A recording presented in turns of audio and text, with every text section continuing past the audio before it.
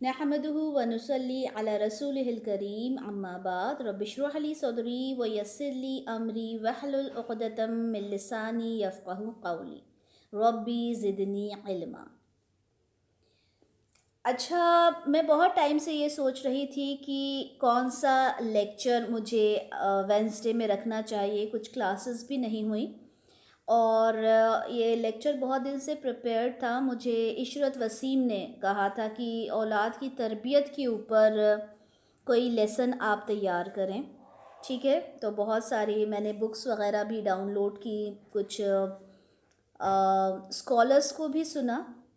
तो बातें तो मोस्टली सारी वही मुझे मिली जो हम यूजुअली जानते हैं। ठीक है, हम यूजुअली जानते हैं कि हमें अपनी औलाद को ये सारी बातें बताना चाहिए। मतलब जब आप सुने तो हो सकता है कोई भी चीज़ आपको नई ना लगे, लेकिन हम अपनी ज़िंदगी में उन चीज़ों को इम्प्लीमेंट कैसे करते हैं, कैसे हम उन चीज़ों को अपनी औलाद की तरबियत में लेकर आते हैं, दैट इज़ वेरी इम्पॉर्टेंट। वो बहुत ज़रूरी है। वो वाली बात होती है ना, जैसे हम कहते हैं कि हम जानते तो हैं लेकिन हम मानते नहीं हैं। तो वही कॉन्सेप्ट यहाँ पर औलाद की तरबियत पर होता है। हमें मालूम है कि हमें अपनी औलाद को तौहीद सिखाना है, हमें मालूम है कि शिर्क से हमें रोकना है, हमें मालूम है कि 7 साल का बच्चा हो जाए तो नमाज के बारे में बताना है, हमें मालूम है कि बच्चा जब समझदार हो जाए, कोई कहता है 10 साल, वैसे तो ये है कि जब वो बालिग हो जाए तो उसके ऊपर रोज़ा फ़र्ज़ होता है, लेकिन बच्चा जब रोज़ा रखने के लायक हो जाए, जब वो भूख बर्दाश्त करने के लायक हो जाए तो उससे रोज़ा रखवाया जाए, है ना। हम सब जानते हैं ये सारी बातें। अच्छा, हमें ये भी मालूम है कि बच्चे का जो अक़ीक़ा है वो बहुत इम्पॉर्टेंट एक सुन्नत है। लेकिन ये सब जानते हुए भी क्या हम इन सारी चीज़ों को प्रॉपरली फॉलो करते हैं? अच्छा, मैं अपने बारे में बताऊं कि अल्हम्दुलिल्लाह जब मेरा बेटा 7 साल का हुआ था, ठीक है, तो मगरिब से ही जैसा हम कहते हैं कि दूसरा दिन लग जाता है। तो मेरा बेटा जिस दिन 7 साल का होने वाला था उससे पहले जो मगरिब आई, तो मैंने उसको कहा कि बेटा अब तुम कल 7 साल के हो रहे हो, वो क्योंकि अभी तो बर्थडेज़ भी हमने बंद कर दिए हैं। अल्हम्दुलिल्लाह अब मेरा बेटा माशाल्लाह 13 साल का हो गया है। ये जब की बात है जब वो 7 साल का था। तो अब तो अल्हम्दुलिल्लाह ये बर्थडेज़ करना और ये कहना कि बेटा अब तुम 13 साल के हो गए हो, अब तुम 12 साल के हो गए, अब तो मैंने वो भी बंद कर दिया। लेकिन जब मेरा बेटा 7 साल का हुआ था तो जो मगरिब आई थी, तब मैंने उसे कहा था कि तुम्हारा बर्थडे गिफ्ट ये है कि तुम आज से प्रॉपर नमाज पढ़ोगे। नमाज पढ़ना तो सिखा दिया था, लेकिन प्रॉपर अब तुम नमाज पढ़ोगे। ठीक है, मेरा तरीक़ा थोड़ा गलत था क्योंकि मैंने बर्थडे के साथ उसे रिलेट किया था, जो कि नहीं करना चाहिए था। अल्हम्दुलिल्लाह उस चीज़ को मैं अब सीख गई हूँ। लेकिन ये मैं उस ज़माने की बात बता रही हूँ जब मैं इतना ज़्यादा इन सब चीज़ों में नहीं थी। लेकिन हाँ, अल्हम्दुलिल्लाह रोज़े नमाज में तो थे हमेशा से हम लोग। तो बच्चे को मैंने 7 साल की उम्र में नमाज़ पढ़ना, बिल्कुल फ़जर से लेके इशा तक की नमाज़ों का मैंने बिल्कुल उसको फ़ोकस किया था। जब 10 साल का हुआ तो मेरा मतलब 10 साल में उसको मैंने पूरे रोज़े रखवाए थे, 1-2 नहीं, माशाल्लाह पूरे रोज़े रखवाए थे। तो कहने का मकसद मेरा सिर्फ़ इतना है कि जिन चीज़ों को हम जानते हैं, उन्हें अगर हम अपनी ज़िंदगी में इम्प्लीमेंट करेंगे तो इंशाअल्लाह ताला हमारी औलाद जो होगी उन चीज़ों को सीखेगी, उन चीज़ों को समझेगी। ठीक है, तो औलाद जो होती है, मैं अब मतलब एक प्रॉपर तरीक़े से आगाज़ करती हूँ लेक्चर का, कि औलाद जो होती है वो रब्बुल इज़्ज़त की एक बहुत बड़ी एक बहुत अज़ीम नेमत होती है।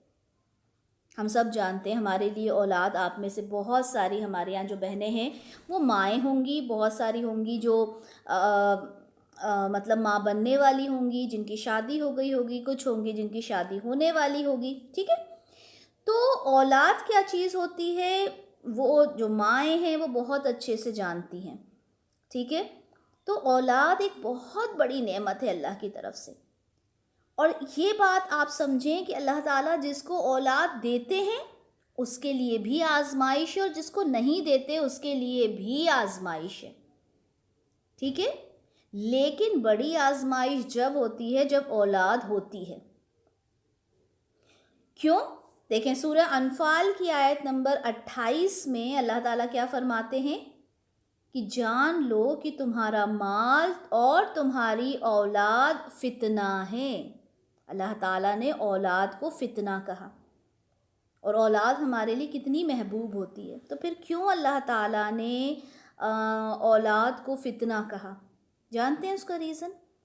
क्योंकि औलाद हमारे लिए सदक़ा जारिया है, ठीक है, और वही औलाद हमारे लिए अज़ाब जारिया भी है।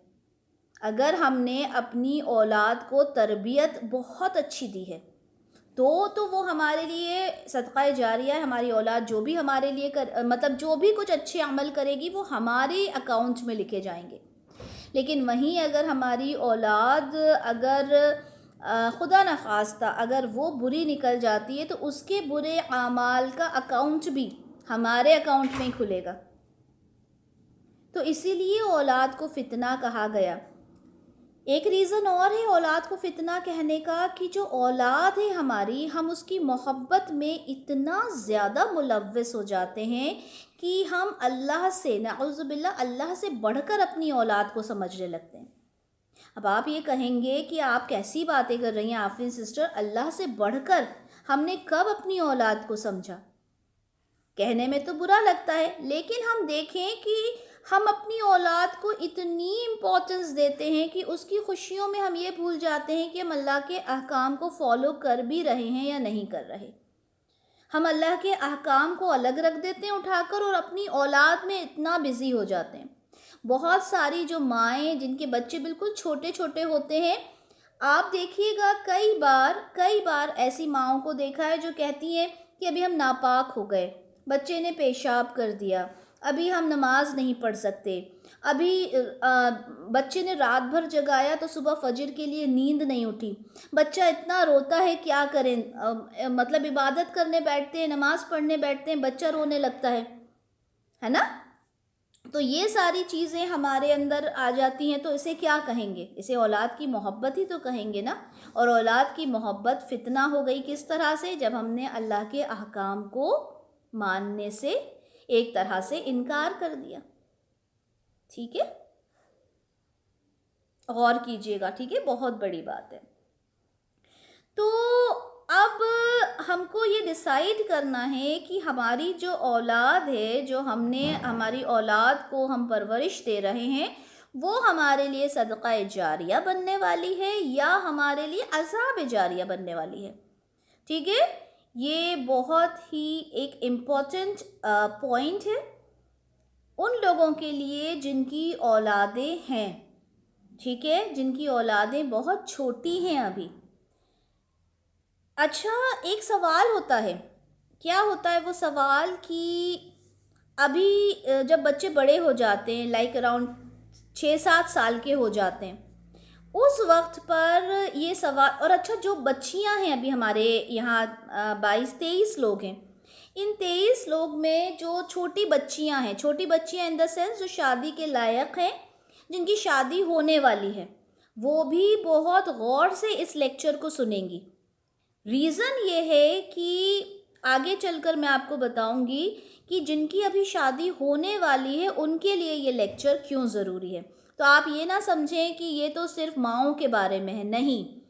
हम जब अपना लाइफ पार्टनर चूज़ करते हैं वहाँ से ये मरहला शुरू हो जाता है। हमारा लाइफ पार्टनर कैसा होना चाहिए वो फर्स्ट स्टेप है हमारे लिए, ठीक है। उस पर मैं आगे आऊँगी इंशाल्लाह ताला, लेकिन हर इंसान ने, मतलब मेरी हर एक बहन ने इसको बहुत अच्छे से सुनना है। सूरह तहरीम की आयत है, आयत नंबर 6, जिसमें अल्लाह ताला ईमान वालों से मुखातिब होकर कहते हैं कि ए अहले ईमान, बचाओ अपने आप को और अपने अहले अयाल को उस आग से जिसका ईंधन बनेगा इंसान और पत्थर। यानी हर ईमान वाले से क्या कहा अल्लाह ताला ने? खुद को भी बचाओ और अपनी फैमिली को भी बचाओ।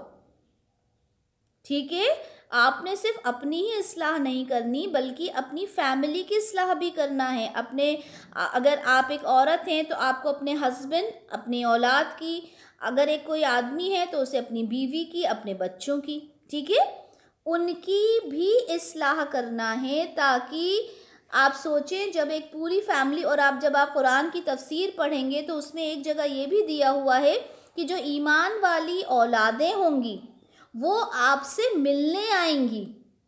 जन्नत में उनका एक अलग मकाम होगा, आप मियाँ बीवी एक अलग मकाम पर होंगे, और आपकी जो नेक औलादें होंगी, जाहिर सी बात है वो भी जन्नत में कहीं रह रही होंगी, वो आपसे मिलने आया करेंगे, आपके साथ फिर बैठेंगे, दस्तरखान होंगे, तख्त लगे होंगे, आप लोग हंसी मजाक करेंगे। सुनकर ही कितना खूबसूरत लगता है ना। तो ये सब कब होगा? जब नेक औलाद होगी। ठीक है, और नेक औलाद होने के लिए ऑब्वियसली हमें पहले नेक बनना होगा। ठीक है, ये सारे पॉइंट्स में डिस्कस करूंगी, ज़बान पे आती जा रही हैं चीज़ें और मैं आपको बताते जा रही हूँ। ठीक है, सही बुखारी की हदीस है 5188, जिसमें आप सल्लल्लाहु अलैहि वसल्लम फरमाते हैं कि तुम में से हर एक हाकिम से सवाल होगा। हाकिम मतलब जो रिस्पॉन्सिबल पर्सन है, उससे सवाल होगा। ठीक है, अच्छा, मर्द जो है वो अपनी बीवी और बच्चों का हाकिम है, उससे सवाल होगा। अगर बीवी ख़राब निकल गई, बच्चा ख़राब निकल गया तो हस्बैंड से सवाल होगा। इसी तरह से औरत अपने शोहर के घर की हाकिम है। एक औरत क्या होती है? घर की मालकिन कहते हैं ना उसको, तो वो अपने घर की हाकिम होती है, उससे सवाल होगा, घर से रिलेटेड, बच्चों से रिलेटेड। तो देखें आप, एक औरत से भी सवाल होगा, एक शोहर से भी सवाल होगा कि तुमने अपनी जिम्मेदारी को कैसे निभाया। अब जैसे आप ये तसव्वुर करें कि एक गार्डन है, राइट? उस गार्डन की खूबसूरती अगर मैं आपसे पूछूं कि किस पर डिपेंड करती है, तो आप कहेंगे कि वहाँ के माली के ऊपर डिपेंड करती है। माली जितनी खूबसूरती के साथ अपने गार्डन के ऊपर तवज्जो देगा, अपने बगीचे को प्रॉपर, उसके अंदर जो उसको मैन्योर वगैरह चाहिए होता है, जो उसको केयर चाहिए होती है, जब वो देगा तो ऑब्वियसली उसकी मेहनत की वजह से वो बगीचा उतना ही खूबसूरत दिखेगा जितनी उसमें वो मेहनत करेगा।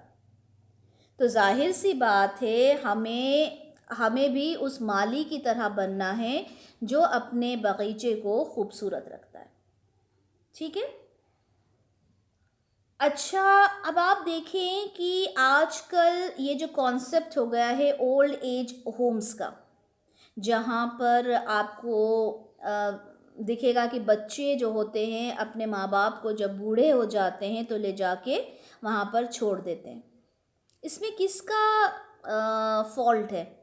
क्या बच्चों का फॉल्ट है या फिर उन माँ बाप का फॉल्ट है जिन्होंने कुरान को, मैं ईमान वालों की बात कर रही हूँ, ठीक है, मैं सिर्फ ईमान वालों की बात कर रही हूँ, जो गैर मुस्लिम हैं, जिन्होंने कुरान को पढ़ा नहीं, उनसे मैं क्या बोलूँ।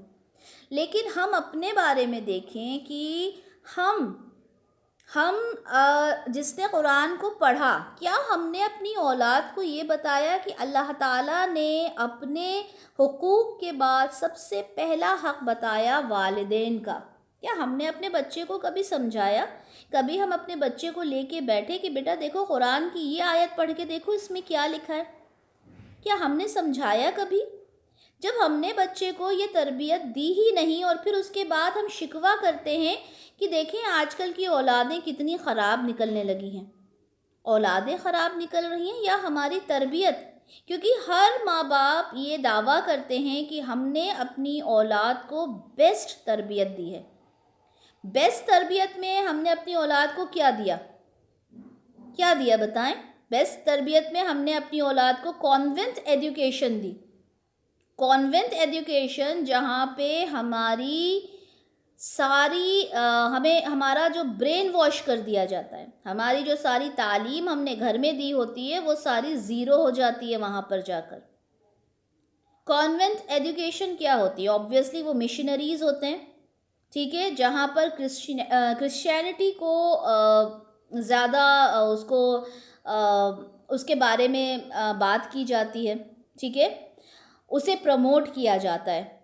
और आप देखें जो प्रेयर्स होती हैं मॉर्निंग टाइम की, जो असेंबली प्रेयर्स होती हैं, कभी उनके अल्फाज आपने सुने हैं? ये नहीं कहा जाता कि आप अपनी औलाद को अच्छी एजुकेशन ना दो, आप अपनी औलाद को सिर्फ कुरान समझाओ तो चलो हो गया। नहीं, इट्स नॉट लाइक दैट। आपने दुनियावी तालीम देना है अपने बच्चों को, लेकिन उस दुनियावी तालीम से आपको ये देखना है कि कहीं मेरा बच्चा जो मेन तालीम है वो ना रह जाए पीछे। अल्लाह ताला ने ये दुनिया क्या बनाई है? ये खेल खिलौना है, ये दुनिया कुछ भी नहीं है। ये आजमाइश है दुनिया, कुछ भी नहीं है। ये कैद खाना है दुनिया, कुछ भी नहीं है। लेकिन हम सिर्फ दुनिया दुनिया दुनिया करते हैं। हम पढ़ते तो हैं रब्बना आतिना फिद दुनिया हसनतम, ठीक है, लेकिन हम सिर्फ इतने पे ही रह जाते हैं। वफिल आखिरत हसनतों का मतलब हम समझते ही नहीं हैं, राइट? तो अब आपने क्या कोशिश करना है कि अपनी औलाद को जो आप तरबियत देंगी उसमें आखिरत का जो कॉन्सेप्ट है वो कितना आप अपने बच्चे की लाइफ में डाल रही हैं, दैट इज़ वेरी इंपॉर्टेंट, ठीक है। अच्छा, सही मुस्लिम की हदीस है 4223, जिसमें आप सल्लल्लाहु अलैहि वसल्लम ने फरमाया कि जब इंसान फौत होता है तो 3 अमल होते हैं उसके जो मुनक़ता नहीं होते, मतलब जो उसके साथ ही चलते हैं। लेकिन जब इंसान मर जाता है तो क्या होता है? सारे अकाउंट्स बंद हो जाते हैं, लेकिन 3 अकाउंट्स हैं जो चलते रहते हैं। कौन सा? सदका जारिया, इल्म जिससे फ़ायदा उठाया जाए, और नेक औलाद जो उसके लिए दुआ करे। ये 3 चीज़ें हैं जो इंसान की चलती रहती हैं। जो भी उसने सदका जारिया किया, वो इल्म जो उसने दूसरों को दिया, जो हमेशा चलता रहेगा। आपने किसी को अगर एक आयत सिखाई, वो उसके ऊपर अमल करता है, उसने किसी और को सिखा दी, उसने किसी और को सिखा दी, तो ये चेन आपकी चलती रहेगी जब तक उस इल्म से वो फ़ायदा उठाया जाएगा। लेकिन सबसे जो इम्पॉर्टेंट बात इस लेक्चर के लिहाज से ये हदीस को मैंने रखा है, उसमें यह है कि वो नेक औलाद जो इंसान के लिए मरने वाले के लिए, अपने वालिदैन के लिए जो दुआ करती रहे, जो भी अच्छा काम करेगी औलाद, वो मरने वाले के अकाउंट में जाता रहेगा। तो कितनी इम्पोर्टेंस है। अब बात करते हैं कि औलाद की तरबियत कहाँ से शुरू हो, औलाद की तरबियत का मरहला कहाँ से शुरू हो। What should be the first step? पहला स्टेप क्या होना चाहिए औलाद की तरबियत का? अब देखें, किसी भी बच्चे के लिए अगर हम वालिदैन को देखें तो माँ जो होती है वो बहुत इम्पोर्टेंट रोल प्ले करती है अपनी औलाद की तरबियत में, ठीक है। हमने देखा कि नूह अलैहिस्सलाम की जो एक बीवी थी वो ईमान नहीं लाई थी, और उनका बेटा कनान वो ईमान नहीं लेकर आया था जिस वजह से, ठीक है। तो माँ ईमान नहीं लाई, बेटा ईमान नहीं लाया। इसी तरह से हम देखते हैं कि अनस बिन मालिक रज़ियल्लाहु ताला अन्हु, उनकी वालिदा उम्मे सुलैम वो ईमान वाली थी, तो उनका जो बेटा यानी अनस बिन मालिक रज़ियल्लाहु ताला अन्हु वो भी ईमान लेकर आए। जबकि अनस बिन मालिक के जो वालिद हैं उन्होंने वो ईमान नहीं लेकर आए थे, और उन्होंने मना भी किया अपने बेटे को कि आपने ईमान नहीं लेकर आना। लेकिन उसके बावजूद, क्योंकि माँ ईमान ले आई थी, माँ के नक्श कदम पर चलते हुए बेटे ने ला इलाहा इल्लल्लाह कह दिया, ठीक है। तो ये कहना गलत नहीं होगा कि जो एक बच्चा होता है वो माँ के अक़ीदे पर होता है। तो सबसे पहला स्टेप क्या होता है? सबसे पहला स्टेप जो होता है आपकी औलाद की तरबियत में, वो है कि नेक बीवी का इंतखाब किया जाए। नेक बीवी को ढूंढा जाए जो ईमान वाली हो, सबसे पहला स्टेप। इसीलिए मैंने कहा था कि जिन बच्चियों की अभी शादी नहीं हुई है और वो यहाँ पर इस बात को सुन रही हैं, तो वो इस चीज़ पर गौर व फिक्र करें कि हमारी अभी जब शादी होगी तो हमारा जो लाइफ पार्टनर होगा वो कैसा है,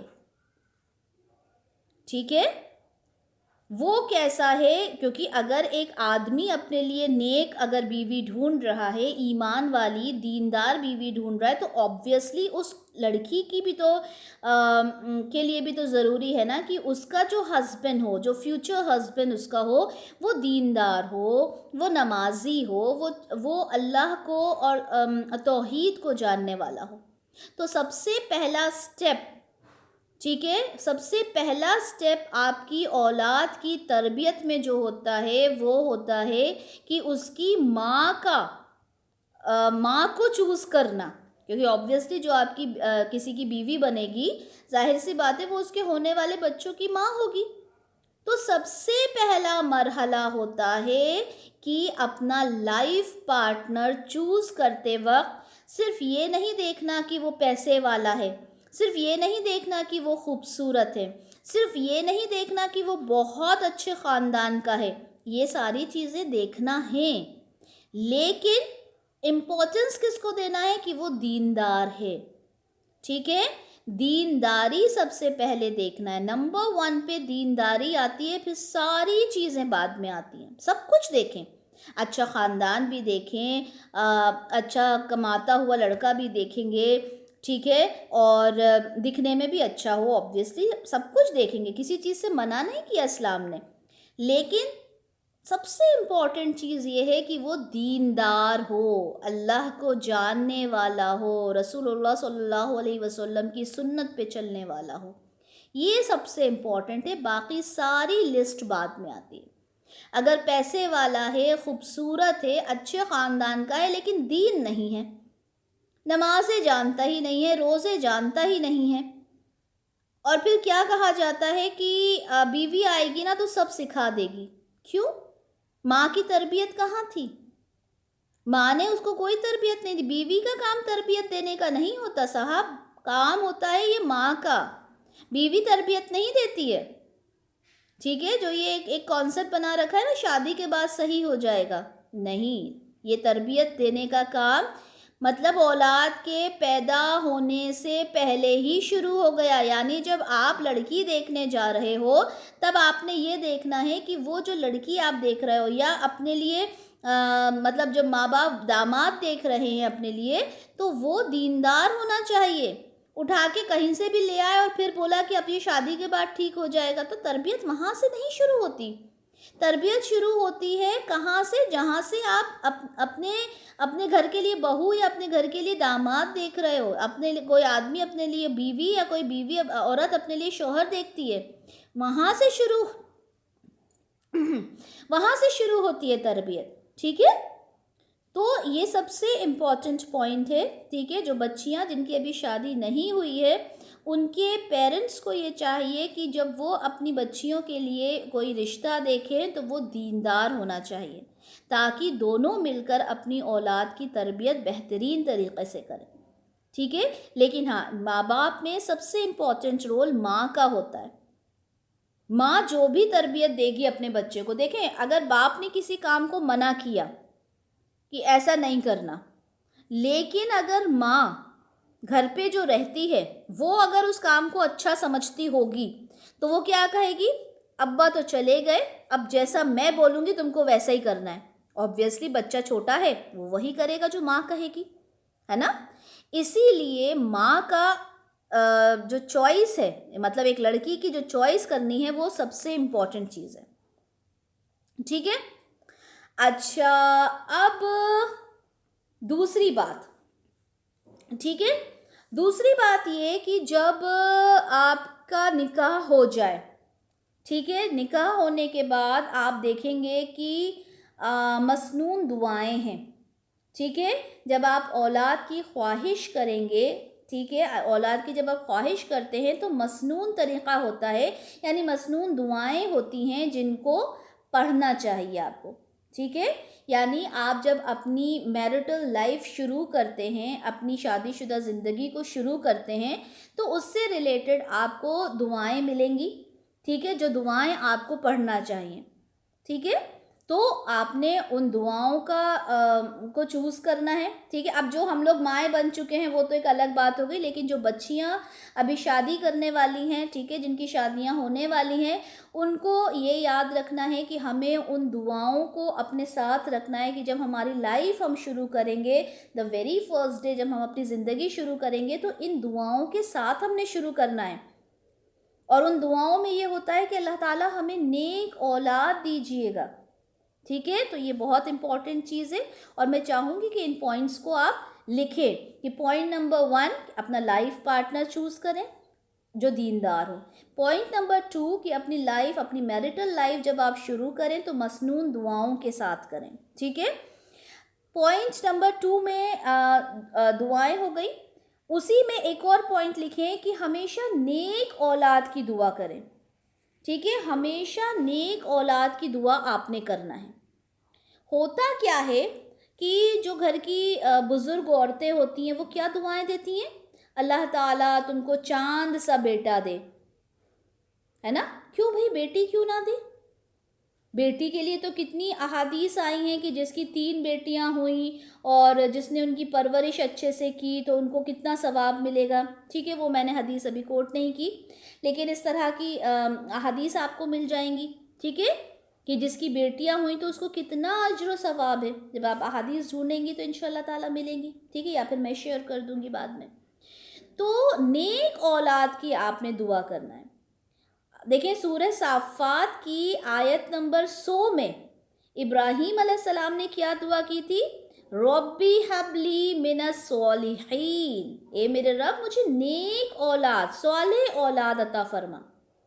इसी तरह ज़करिया अलैहिस्सलाम ने सूरह आले इमरान की आयत नंबर 38 में क्या दुआ की थी, रब्बी हबली मिन लदुनका ज़ुर्रियतन तय्यबा, ये मेरे रब मुझे अपने पास से पाक औलाद अता फरमा। तो ये नबियों की दुआएं हैं। वो क्या अल्लाह से दुआ करते थे, मुझे नेक औलाद, मुझे स्वालेह औलाद अता फरमा। हम आजकल क्या दुआ करते हैं कि अल्लाह ताला एक बहुत अच्छा प्यारा सा बेटा हो जाए, ठीक है। स्पेशली दादी नानियों की दुआएं तो यही होती है, स्पेशली दादी की तो यही दुआ होती है, ठीक है, कि अच्छा सा प्यारा सा चांद सा बेटा हो जाए। अभी मैं एक स्कॉलर का लेक्चर सुन रही थी, अपना लेक्चर प्रिपेयर करते वक्त, तो उन्होंने बड़े प्यार से ही बात बोली कि लोग कहते हैं कि चांद सा बेटा हो जाए। अब इमेजिन करें अगर बेटा वाकई में चांद जैसा हो गया, चांद में तो दाग होता है ना, अगर उसके चेहरे पे सच में दाग हो गया तो फिर क्या करते रहेंगे, कहाँ के डॉक्टर्स को उसको दिखाते रहेंगे। तो अपनी जो दुआएं हैं उन दुआओं को हमने इस तरह से मांगना है कि वो हमारे लिए एक बहुत बड़ा एसेट होती है हमारी औलाद। लेकिन वहीं अल्लाह ताला ने औलाद को फितना भी बताया है। तो हमने हमारी जो दुआएं हैं उन्हें हमने बहुत सोच समझ के हमने अपनी दुआओं को मांगना है, ठीक है। तो ये तो दुआओं का हो गया। थर्ड स्टेप क्या होना चाहिए, थर्ड स्टेप ये होना चाहिए कि जब बच्चा इस दुनिया में आ जाए तो इस्लामिक तरीक़े से उसका वेलकम किया जाए। इस्लामिक तरीक़े से उसका वेलकम यानी जब अक़ीक़ा होता है। अब आप देखें, सबको मालूम है कि अक़ीक़ा जो है एक ज़रूरी सुन्नत है, लेकिन आप बहुत सारे लोगों को देखेंगे कि जिन्होंने अपने बच्चों का अक़ीक़ा नहीं किया होता, वो कहते हैं कि अच्छा अभी 2-3 साल के अंदर ना नंद की शादी होने वाली है, तो उसकी शादी के टाइम ही हम अक़ीक़ा कर देंगे, ठीक है। या अभी आप यहाँ तक देखने में आता है कि अभी अगले साल ना बच्चे का उसका बड़े वाले बेटे का बर्थडे है, तो उसके साथ ही हम अक़ीक़ा कर देंगे। मतलब अक़ीक़े को इतना हल्का ले रखा है, जबकि अक़ीक़ा कब करना चाहिए, 7वें दिन बच्चे का अकीक़ा करना चाहिए। इसके लिए आप देखें सुनन तिरमिज़ी की हदीस 1522, ठीक है, सुनन तिरमिज़ी की हदीस 1522 है, जिसमें आप सल्लल्लाहु अलैहि वसल्लम ने फरमाया कि हर बच्चा अकीक़े के बदले गिरवी रखा हुआ है। पैदाइश के 7वें दिन उसका अकीक़ा किया जाए, उसका नाम रखा जाए और उसके सर के बाल मुंडाए जाए। यानी बच्चा जो होता है अकीक़े के बदले गिरवी रखा होता है, मतलब ये होता है कि उसका मतलब वो अभी एक तरह से उसको गिरवी रखा होने का मतलब जैसे हम किसी चीज़ को रहन रखते हैं ना, गिरवी रखते हैं और उसके एवज़ में फिर लेते हैं, तो यानी जब तक उस बच्चे का अकीक़ा नहीं होता वो बच्चा गिरवी रखा हुआ होता है। 7वें दिन बच्चे का अकीक़ा किया जाए, उसका अच्छा सा नाम रखा जाए। अब नाम रखने के ऊपर भी आप देखें कि नाम का बहुत बहुत बहुत बड़ा इफ़ेक्ट होता है, इम्पैक्ट होता है बच्चे के ऊपर। हम करते क्या हैं कि हम अपने बच्चे का नाम मॉडर्न नाम रखते हैं, है ना। हम अपने बच्चे का नाम सेलिब्रिटीज़ के ऊपर रखते हैं। हम ऐसे नाम आजकल पसंद करते हैं जो किसी के भी ना हो, बिल्कुल यूनिक नाम हो। लेकिन क्या हम उन नामों का मतलब समझते हैं? क्या हम समझते हैं कि वो नाम कितना ज़्यादा इम्पैक्ट रखता है बच्चे की ज़िंदगी में?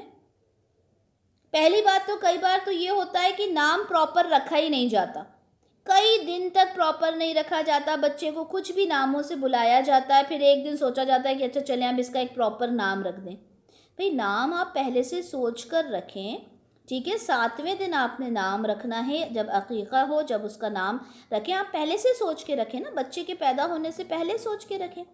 आपको कितने नाम सोचना है? एक लड़के का नाम सोचना है, एक लड़की का नाम सोचना है, या तो लड़का होगा या तो लड़की होगी, राइट। तो उसका एक प्रॉपर नाम सोचें और नाम जो हो वो मतलब बच्चे की लाइफ को बहुत ज़्यादा इन्फ्लुएंस करता है, तो एक बेहतरीन नाम सोचें, ठीक है। ये हो गया 3rd स्टेप। 4th स्टेप अब हम ये देखते हैं कि जो माँ अपने बच्चे को दूध पिलाती है, ठीक है, जब जब माँ अपने बच्चे को दूध पिलाती है तो वो भी बहुत इम्पॉर्टेंट एक स्टेप है। जब माँ आपने बहुत सारी ये बातें सुनी होंगी कि कुछ तो माशाल्लाह इतनी अच्छी माएँ होती हैं कि जब अपने बच्चे को दूध पिलाने बैठती हैं तो वज़ू करती हैं कि मैं पाक होके अपने बच्चे को दूध पिलाऊं, ताकि और ये सोच के दूध पिलाऊं कि जब मैं अपने बच्चे को जो फीड करवा रही हूँ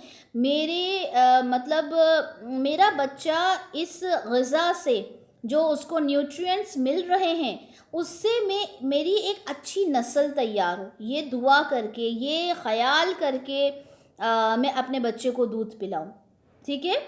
ऐसा कहीं नहीं है कि बच्चे को आपने वज़ू करके दूध पिलाना है। ये कई लोगों का अमल सुना है जो बहुत चाहती हैं कि हमारे बच्चे को हम अच्छी तरबियत दें, तो उसमें एक इस चीज़ को भी इंक्लूड किया जाता है। ये कहीं सुन्नत से साबित नहीं है, ये कोई ऐसा अमल नहीं है जो आपने करना है, लेकिन हम बेस्ट से बेस्ट अपने बच्चे को दें। हम ये ना सोचें कि हमारा बच्चा क्या समझ रहा है, अभी तो वो छोटा, उसको थोड़ी समझ में आएगा कि मैं क्या सोच के दूध पिला रही हूँ, मैं किस पाकी में बैठ के दूध पिला रही हूँ। नहीं, बच्चा पैदा होने से पहले ही अपनी हर एक बात को समझना शुरू कर देता है। आपने देखा है आजकल प्रेगनेंसी के ड्यूरेशन में ही माँओं को क्लासेस दी जाने लगी हैं, ठीक है। माँओं को क्लासेस दी जाने लगी हैं कि उनको सॉन्ग्स प्ले किए जाते हैं, राइम्स प्ले की जाती हैं ताकि बच्चा उनको याद कर ले। ये तो आजकल हो रहा है, लेकिन अगर हम अपना देखें इस्लाम, तो हमें तो शुरू से ये कहा जाता है, हमारे बुज़ुर्ग हमेशा हमसे कहते हैं कि भाई जब आप प्रेग्नेंट हो तो ज़्यादा से ज़्यादा तिलावत करो, ज़्यादा से ज़्यादा कुरान पढ़ो, क्योंकि टीवी देखना कम कर दो, हमारे बुज़ुर्ग कहते हैं ना, ताकि बच्चे के ऊपर अच्छे असरात पड़ें, ठीक है। तो जब बच्चा शुरू होने वाला होता है, देखें उसी ज़माने से, उसी वक्त से आप देखेंगे कि हमारा जो तरबियत का सिलसिला तो मैंने कहा ना कि निकाह से पहले से ही शुरू हो जाता है, ठीक है। अच्छा, अब हमारा ये 4th स्टेप हो गया कि बच्चे को जब आपने दूध पिलाना है तो आपने ये सोचकर दूध पिलाना है कि इसकी ग़िज़ा से, इस ग़िज़ा से जो मैं उसको दे रही हूँ, तो उससे एक आने वाली जो नस्ल होगी वो बेहतरीन तैयार होगी। ठीक है, नियत होता है ना, इन्नमल आमालु बिन्निया, आपकी नियत पे ही सारे दारो मदार है। 5वां स्टेप क्या है? 5th स्टेप ये है कि बच्चे को अच्छी बातें बोलना सिखाएं। बच्चा जब छोटा होता है ना, जब बच्चा बोल नहीं सकता, एट दैट मोमेंट बच्चा एक खाली कैसेट की तरह होता है। आप जो भी कुछ कहती जाएंगी वो बच्चा क्या होगा, वो रिकॉर्ड करता रहेगा। जैसे मैंने कहा कि प्रेगनेंसी के टाइम से ही बच्चा रिकॉर्ड करना शुरू कर देता है। ठीक है, तो अब जब बच्चा छोटा होता है तो आसपास क्या देख रहा है कि घर के अंदर गाने बज रहे हैं। ठीक है, बच्चा गाने सुनता है, और आजकल तो गाने के जो लिरिक्स होते हैं, अल्लाह माफ़ करे कि वो क्या क्या होते हैं। ठीक है, जब मेरे घर में तो गाने बजते ही नहीं है तो मुझे पता ही नहीं है कि वो क्या लिरिक्स होते हैं। कहीं से कभी सुनाई देता है तो मैं कहती हूँ कि आजकल क्या गाने बज रहे हैं, राइट, है ना। तो गाने आजकल इस तरह के होते हैं, घर में बजते हैं। ठीक है, जब आप जॉइंट फैमिली में रहते हो तो आप किस किस को मना करोगे, ऑब्वियसली घर में गानों की आवाज़ आती है। अच्छा, बहुत से घर में ऐसे लोग होते हैं, किसी के दादा ऐसे होते हैं, किसी के बड़े अब्बा ऐसे होते हैं कि उनकी ज़बान के ऊपर कुछ इस तरह के अल्फाज होते हैं जो नहीं होना चाहिए, होते हैं ना। और किसी के तो अल्लाह माफ़ करे वालिद ही ऐसे होते हैं कि बस जब बोलेंगे तो ऐसे अल्फाज अदा करेंगे जो मतलब नहीं बोलना चाहिए, तो बच्चा वो भी सुनता है। ठीक है, अब जब बच्चा वो सारी बातों को सुनता है तो जब जब बोलना शुरू करता है तो उसके मुंह से ऑब्वियसली वही बात निकलती है। और कई घर में तो अल्लाह माफ़ करे, बच्चा जब छोटा सा होता है, 2 साल का, 2.5 साल का, तो उसके मुंह से वो अल्फाज निकल जाते हैं। आप लोग समझ रहे हैं ना मैं किस बारे में बात कर रही हूँ। तो वो जब बच्चा इस तरह के अल्फाज उसके मुंह से निकल जाते हैं तो पेरेंट्स क्या बोलते हैं, हाय उसकी तोतली सी ज़बान से कितना अच्छा लगा ना। कोई गाली है, कोई इस तरह की चीज़ है, कोई बैड वर्ड है, तो लोग बच्चे को, अरे छोटा सा बच्चा ने बोल दिया तो उसको बड़े प्यार से, अरे कितना उसने प्यार से बोला ना, क्या बोला बेटा, दोबारा बोल के बताओ। अस्तगफिरुल्लाह, होते हैं ऐसा घर, ये ऐसा कहीं से भी नहीं बोल रही मैं, वाकई में होते हैं ऐसे। ठीक है, अल्हम्दुलिल्लाह अल्हम्दुलिल्लाह अल्हम्दुलिल्लाह, मुझे पूरी उम्मीद है कि यहाँ जितने भी लोग मौजूद हैं, इंशाअल्लाह ताला हमारे किसी भी घर में ऐसा नहीं होता होगा, मुझे पूरा यकीन है। लेकिन ऐसे घर होते हैं जहाँ पर इस तरह की बातों को प्रमोट किया जाता है, खुश होके बताया जाता है। जैसे कुछ घर में जो फादर होते हैं वो सिगरेट यूज़ करते हैं, स्मोक करते हैं। ठीक है, तो बच्चे क्या करते हैं, बच्चे पेपर का ऐसा रोल करके और ऐसा इमिटेट करते हैं, है ना, अपने बाप को इमिटेट करते हैं। तो बड़े खुश होकर बोलते हैं ना, देखो बच्चा कैसे कर रहा है। भाई ये तो शर्म की बात है कि अगर आपका बच्चा 2 साल की उम्र में वो सिगरेट को, स्मोक को इमिटेट करके बता रहा है, बहुत ही गलत बात है ये। तो ये सब तरबियत में आती हैं चीज़ें। ठीक है, ये सारी चीज़ें जो होती हैं ये सब तरबियत में आती हैं, तो हमें हमारी औलादों को बेस्ट से बेस्ट तरबियत देना है। ठीक है, और बिल्कुल मैं पूरी तरह से समझती हूँ कि अल्हम्दुलिल्लाह अल्हम्दुलिल्लाह मेरी जितनी दीनी बहनें यहाँ पर मौजूद हैं उनके किसी के घर में भी इस तरह की चीज़ें नहीं होती होंगी, लेकिन हमारा माशरा है, हर तरह की चीज़ें हम फेस करते हैं, हर तरह की चीज़ें होती हैं। अगर आपको ऐसा लगता है, अगर आपको अपने आसपास अगर ऐसा कोई दिखता है जो जिसके घर में इस तरह की चीज़ें हो रही हों, कई बार ऐसा होता है कि हमारी कोई कज़िन है उसके ससुराल में ये सारी चीज़ें हो रही हों, तो आपने क्या करना है कि उन चीज़ों को आपने बहुत प्यार से समझाना है। ठीक है, तो ये सारी चीज़ों के ऊपर हमने गौर व फिक्र करना है। ठीक है, यानी बच्चा जब छोटा है तो हमने उसको ज़्यादा से ज़्यादा अच्छी बात बोल के सिखानी है। ठीक है, अच्छा ये चीज़ हो गई।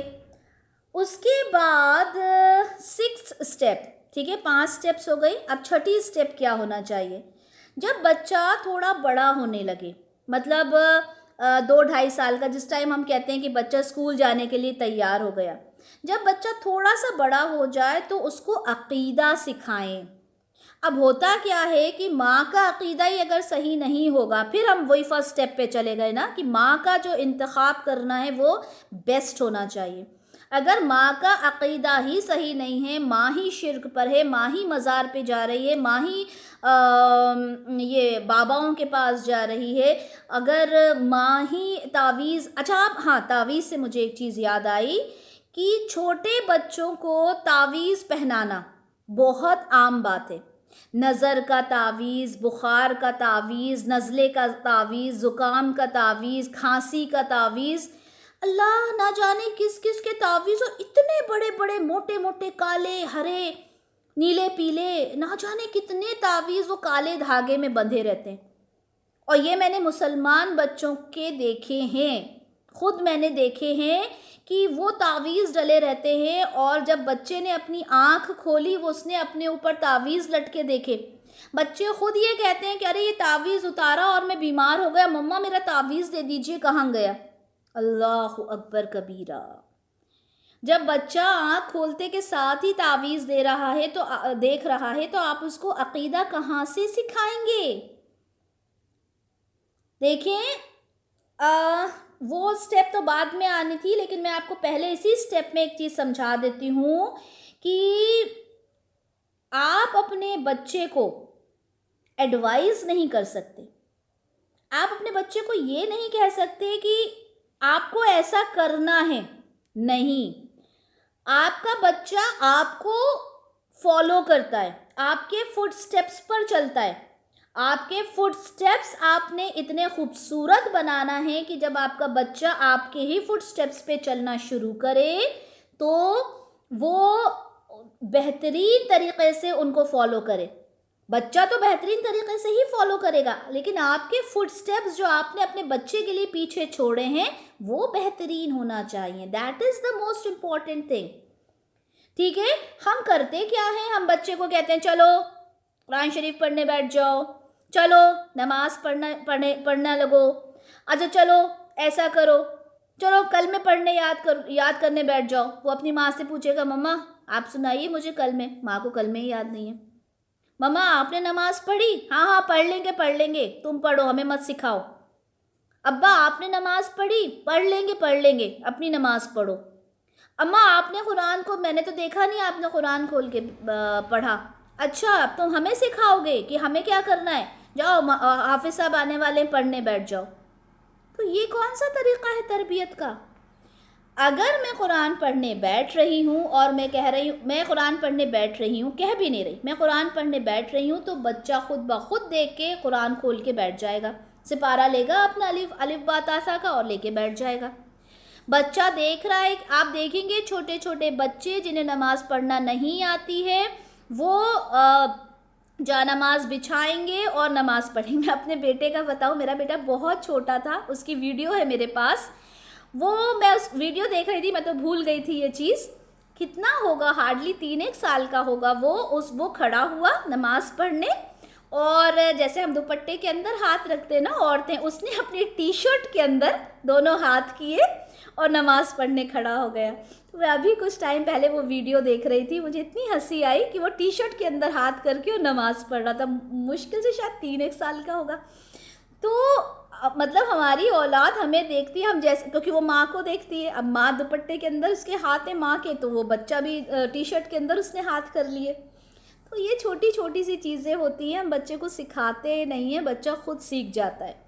तो हम अगर उसको ये कहते हैं बच्चे को कि बेटा ये स्टेप बाद में आना था, लेकिन इस चीज़ के साथ ही मुझे लगा बता दूं कि इस्लामी अक़ीदा जब हम बच्चे को सिखा रहे हैं, बच्चे को अल्लाह पे तवक्कल करना सिखा रहे हैं, शिर्क से दूर होना सिखा रहे हैं, अल्लाह का एक होना सिखा रहे हैं, तो उसके लिए ज़रूरी है, बहुत ज़्यादा ज़रूरी है कि हम उस चीज़ को करके दिखाएं। ठीक है, हमारे लिए ज़रूरी है कि हम उस चीज़ को बच्चे को करके दिखाएं। अच्छा, इसमें मैं आपको सुनन तिरमिज़ी की हदीस 2516 सुनाती हूँ, जिसमें आप सल्लल्लाहु अलैहि वसल्लम ने इब्ने उमर रज़ियल्लाहु ताला अन्हु को नसीहतें दी हैं। ठीक है, तिरमिज़ी की हदीस है 2516। तो क्या नसीहतें हैं वो देखें कि ए लड़के, बेशक मैं तुम्हें चंद अहम बातें बतला रहा हूँ। देखें, इस तरह से तरबियत दी जाती है जब बच्चे छोटे होते हैं। किस तरह से आप सल्लल्लाहु अलैहि वसल्लम ने बताया उन्हें कि तुम अल्लाह के अहकाम की हिफाजत करो, वो तुम्हारी हिफाजत करेंगे। अल्लाह के हुकूक का तुम ख्याल रखोगे, तुम अल्लाह को अपने पास पाओगे। ठीक है, जब तुम कोई चीज़ मांगो तो सिर्फ अल्लाह से मांगो। ये चीज़ें हमें किसे सिखानी है? अपने बच्चों को। ठीक है, जब तुम मदद चाहो तो सिर्फ और सिर्फ अल्लाह से चाहो। और ये बात जान लो कि अगर सारी उम्मत जमा होकर तुम्हें कुछ नफ़ा पहुंचाना चाहे तो उससे ज़्यादा कुछ भी नफ़ा नहीं पहुंचा सकती जो अल्लाह ने तुम्हारे लिए लिख दिया। और अगर वो तुम्हें कुछ नुकसान पहुंचाने के लिए जमा हो जाए तो इससे ज़्यादा कुछ नुकसान नहीं पहुंचा सकती जो अल्लाह ने तुम्हारे लिए लिख दिया है। कलम उठा लिए गए हैं और तकदीर के सहीफ़े खुश्क हो गए हैं। बहुत खूबसूरत हदीस। तो ये नसीहत एक बच्चे को दी है आप सल्लल्लाहु अलैहि वसल्लम ने, ये बातें बच्चे को समझाई हैं। अब हमारा फ़र्ज़ बनता है कि ये हदीस जो है सुनन तिर्मिज़ी की 2516, ये हम अपने बच्चों को सिखाएं कि करने वाली ज़ात सिर्फ़ और सिर्फ अल्लाह ताला की है, इंसान कुछ भी नहीं कर सकता। अब आप ये कहो कि स्कूल में मुझे किसी बच्चे ने परेशान किया, आप ऑब्वियसली उसको सिखाओ। मैं ये नहीं कहती कि आप ये कहो कि हाँ बेटा पिट कर आ जाओ, नहीं, आप उसे सिखाओ, आप उसे बताओ चीज़ें। आप स्कूल में जाके टीचर से भी बात करो, लेकिन बच्चे को अगर कहीं चोट लग जाए तो आप बच्चे को ये ज़रूर सिखाओ कि बेटा अल्लाह की मर्ज़ी के बिना तुमको ये चोट नहीं लग सकती थी। जब बच्चे के दिमाग में आप बचपन से ये चीज़ें डालेंगे ना, तो कैसे बड़ा होके बच्चा आपको ओल्ड एज में डालेगा? कैसे? जब बच्चे की तरबियत आपने, आज हम क्या कहते हैं कि हमारे बच्चे बिगड़ गए, मतलब हमने तो बहुत अच्छी तरबियत दी थी। अब अपनी तरबियत की ज़रा एक नोटबुक बनाएं और देखें कि आपने अपने बच्चे की तरबियत में क्या आपने चीज़ों को फॉलो किया था। जिन चीज़ों को मैं बता रही हूँ सब नॉर्मल चीज़ें, कोई भी आउट ऑफ द वर्ल्ड नहीं है, कोई भी चीज़ आउट ऑफ द ब्लू नहीं है, कोई भी चीज़ अनयूजुअल नहीं है, कोई भी चीज़ अनएक्सपेक्टेड नहीं है जो मैंने आपको बताई।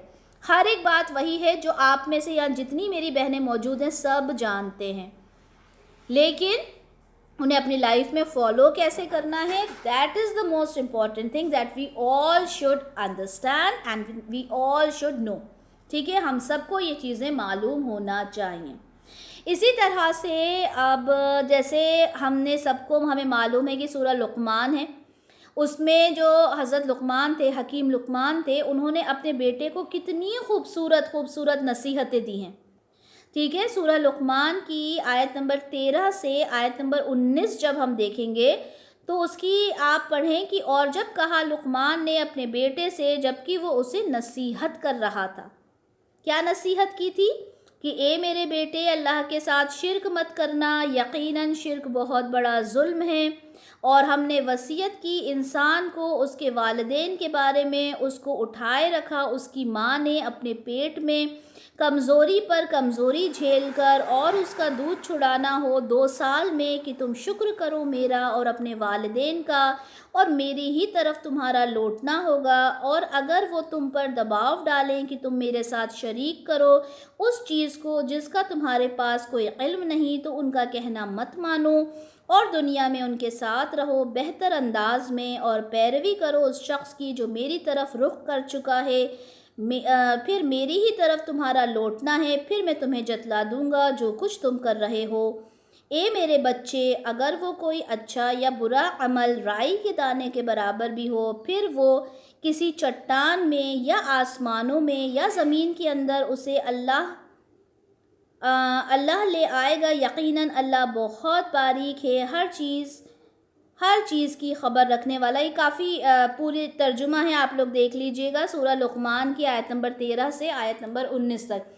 मतलब एक बाप ने अपने बेटे को कितनी अच्छी नसीहतें की हैं, इसको ज़रूर आप लोग पढ़िएगा। ठीक है, तो ये बचपन में ही अपने औलाद को अच्छी तरबियत देना एक माँ बाप की ज़िम्मेदारी होती है। सिर्फ माँ की ही नहीं, हाँ माँ का रोल ज़्यादा होता है, लेकिन इट डज़ नॉट मीन कि बाप उसमें बिल्कुल इन्वॉल्व ही ना हो। अगर बच्चा फ़ेल हो जाता है तो माँ क्या करती है? फौरन बाप के पास जाती है, देखें आपके लाड़ प्यार ने बेटे को कितना बिगाड़ दिया या बच्ची को कितना बिगाड़ दिया, फेल होकर आ गए, है ना। तो जब हम दुनियावी तालीम में इतनी इम्पोर्टेंस रखते हुए अपने हस्बैंड को इन्वॉल्व करते हैं, तो जब मालम जब हाफिज़ साहब घर पर नहीं आते तो हम हस्बैंड को फ़ोन लगा के क्यों नहीं बोलते, अरे आज हाफिज़ साहब घर पर नहीं आए, आप मालूम करें क्यों नहीं आए, मेरे बच्चे का नुकसान हो जाएगा, आज जो उसका सबक था वो रह जाएगा। हम कहते हैं अच्छा ठीक है, बल्कि हम तो खुद फ़ोन करके कहते हैं आज मुझे खाला के घर जाना है, आप मत आइएगा, आज मुझे फूफो के घर जाना है, आज मत आइएगा, आज हमारे घर पे मेहमान आ रहा है, आज आप मत आइएगा, कहाँ पढ़ाएंगे आप बैठकर। लेकिन अगर हमारा स्कूल होता है बच्चे का, हम क्या कहते हैं, नहीं साहब हमारा बच्चा जब स्कूल से आ जाएगा उसके बाद ही कुछ रखिएगा, आप तो गेट टुगेदर, हम नहीं आ सकते। कितना फ़र्क, इतना फ़र्क। और मैं उसमें से अलग नहीं हूँ, मैं ये नहीं कह रही कि मैं उसमें से अलग हूँ, करते हैं हम सब ये चीज़ें करते हैं। हमने हाफिज़ साहब को जो पढ़ाने आते हैं उनको, या कोई खाला पढ़ाने आती हैं उनको, हमने उनको इतना ज़्यादा एक साइडलाइन कर दिया है कि ओके देखेंगे, ठीक है रहने दें, आज हफ्ते में वैसे ही वो 3 दिन आते हैं और उस 3 दिन में से भी उनको कहा जाता है कि ठीक है आज ना आए आप। तो ये चीज़ें, ये जो चीज़ें हैं बहुत इम्पोर्टेंस रखती हैं, ठीक है। 7th पॉइंट है एजुकेशन, बहुत इम्पॉर्टेंट पॉइंट है, इस पे ज़रा गौर कीजिएगा।